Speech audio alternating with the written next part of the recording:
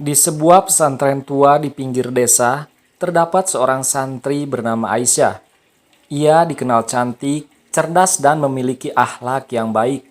Aisyah pesantren itu adalah tempat ia belajar tentang agama dan mendapatkan jati diri sang pencipta.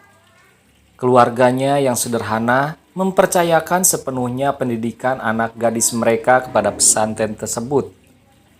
Orang tua Aisyah bernama Pak Ahmad dan Bu Rahma sangat berharap pula putri mereka akan menjadi perempuan solehah yang membawa kebanggaan dan kebahagiaan bagi keluarga di pesantren itu. Itu pula ada seorang ustadz yang sudah lanjut usia, namanya Ustadz Juber. Ia dihormati oleh banyak orang karena ilmunya yang dalam dan harimnya yang sangat besar. Namun di balik segala hormat dan rasa kagum dari para santri dan masyarakat ada sisi kelam yang jarang diketahui. Seiring berjalannya waktu, Aisyah mulai merasakan keganjilan. Ia sering dipanggil ke kamar Ustadz Juber dengan alasan untuk belajar lebih dalam tentang ilmu agama. Awalnya, Aisyah tidak merasa curiga karena ia begitu menghormati Ustadz yang dianggapnya seperti orang tua sendiri. Namun perlahan Ustadz Juber mulai menunjukkan perhatian yang berbeda pada Aisyah. Aisyah merasa canggung, tapi ia tak berani mengungkapkan kegelisahannya. Ia pun khawatir jika keluhannya dianggap tak menghormati Ustadz yang begitu dihormati semua orang. Suatu malam, Aisyah kembali dipanggil ke kamar Ustadz Juber. Disitulah semuanya dimulai. Ustadz yang harusnya menjadi penuntun menyalahgunakan kekuasaannya. Ia menipu hati Aisyah dengan dalih agama, mengatakan bahwa apa yang dilakukannya adalah bagian dari ibadah yang suci demi kebahagiaan dan keselamatan orang tua Aisyah. Jika engkau mencintai orang tuamu, kau harus berkorban, ujar Ustadz Juber dengan suara yang halus namun menusuk hati. Ini adalah cara agar mereka mendapatkan keberkahan dan kebahagiaan dari Allah. Aisyah terjebak dalam rasa bersalah dan kebingungan. Di satu sisi ia tak ingin mengecewakan orang tuanya. Di sisi lain hatinya berteriak menolak semua yang terjadi, namun setiap malam Ustadz Juber terus melakukan perbuatan keji itu. Membuat Aisyah merasa semakin hancur. Ia tak berani menceritakan kejadian itu kepada siapapun. Bahkan kepada orang tuanya yang begitu dicintainya. Ia takut jika mereka tahu kebahagiaan mereka akan runtuh. Waktu terus berjalan dan Aisyah mulai merasakan perubahan dalam tubuhnya. Ternyata ia hamil. Ketakutan membayanginya setiap hari, membayangkan apa yang akan terjadi jika rahasia ini terbongkar. Ia tak tahu harus berbuat apa. Setiap malam dalam sujudnya yang panjang, Aisyah memohon ampun kepada Tuhan, berharap ada jalan keluar dari derita yang tak berujung. Ini suatu malam saat Aisyah duduk sendiri di sudut kamarnya.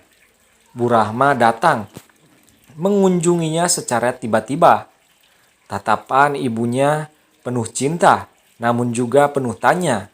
Ibu itu merasa ada yang disembunyikan oleh anaknya. "Ada apa, nak? Kau tak pernah seperti ini sebelumnya. Ibu tahu apa sesuatu yang kau sembunyikan," ujar Bu Rahma dengan lembut.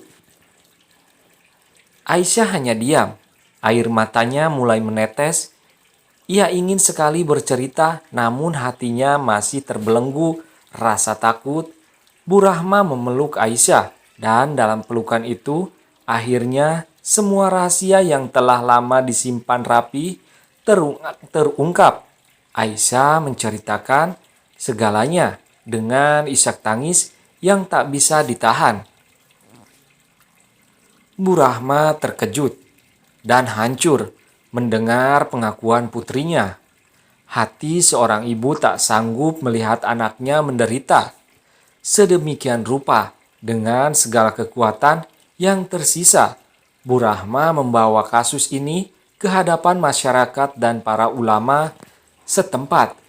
Tindakan Ustadz Juber pun terbongkar dan ia akhirnya diadili atas perbuatannya yang keji. Ia tak lagi dihormati dan seluruh pesantren serta masyarakat. Setelah kejadian itu, yang dulu mengaguminya kini memandangnya dengan jijik. Aisyah meski terluka akhirnya bisa bernapas lega. Ia tahu jalan yang dihadapinya masih panjang dan sulit, terutama dengan kehadiran bayi yang ia kandung. Namun kali ini ia tak lagi sendirian. Keluarganya berdiri di sampingnya, mendukung dan menyayanginya tanpa syarat. Aisyah kini mengerti kebahagiaan orang tua tak harus didapat dengan pengorbanan yang melukai dirinya sendiri.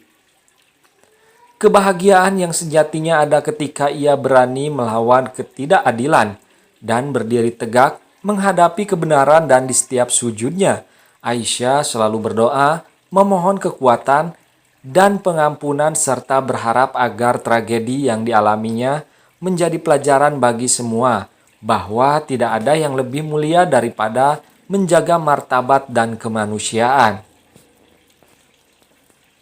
Para santri mulai meragukan keikhlasan dan kebersihan hati para pengajarnya. Rasa hormat yang dulunya melekat kini tergantikan dengan kecurigaan. Aisyah meski telah mengungkapkan semua yang terjadi tetap merasa berat menanggung beban yang ia bawa. Bukan hanya soal kehormatan yang direnggut, tapi juga tentang bayi yang kini tumbuh di dalam rahimnya. Setiap hari Aisyah harus menghadapi tatapan masyarakat, meski sebagian besar memihak terhadapnya. Ada saja bisik-bisik yang menusuk hati, desas-desus tentang bagaimana ia bisa terjebak dalam situasi itu, terus menghantui langkahnya. Orang-orang yang tidak tahu kebenaran penuh mulai mempertanyakan kenapa tidak ada perlawanan, kenapa tidak ada yang tahu sebelumnya. Kenapa seolah-olah kesalahan itu ada pada Aisyah, bukan pada Ustadz Juber yang menyesatkan dengan dalih agama. Perasaan malu, bersalah, dan ketidakadilan bercampur jadi satu, membuat Aisyah semakin terpuruk dalam kesedihannya. Bayi itu akhirnya lahir, seorang anak perempuan yang cantik dan mungil.